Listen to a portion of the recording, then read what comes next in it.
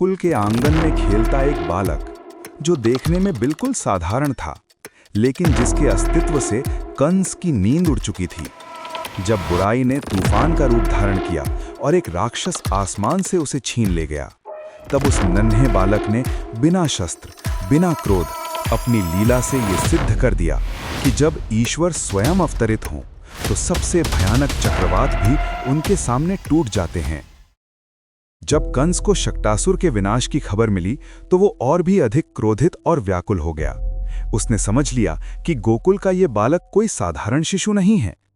इस बार उसने सोचा कि वो कोई ऐसा दैत्य भेजेगा जो सीधा हमला ना करे, बल्कि प्राकृतिक आपदा का सहारा ले। कंस ने तृणावर्त नामक एक शक्तिशाली राक्षस को बुलाया। तृणावर्त को यह वरदान प्राप्त था कि वो भयानक चक्रवात का रूप धारण कर सकता था।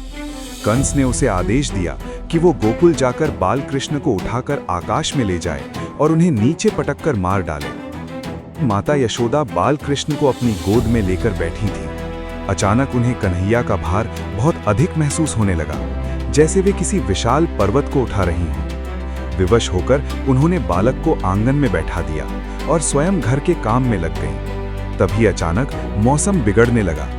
गोकुल के आसमान में धूल छा गई और एक भयंकर चक्रवात उठा। ये बवंडर तृणावर्त ही था। ये इतना तेज था कि लोगों को कुछ दिखाई नहीं दे रहा था और वे अपनी आंखें भी नहीं खोल पा रहे थे। गोकुल में हाहाकार मच गया। तृणावर्त ने इसी अंधकार और धूल का लाभ उठाया। वो एक तीव्र हवा के झोंके की तरह शिशु कृष्ण के पास आया और उन्हें उठा लिया और आकाश में उड़ गया। वो बाल कृष्ण को लेकर आकाश में बहुत ऊंचाई तक उड़ गया, ताकि जब वो उन्हें नीचे पटके तो उनकी मृत्यु निश्चित हो जाए।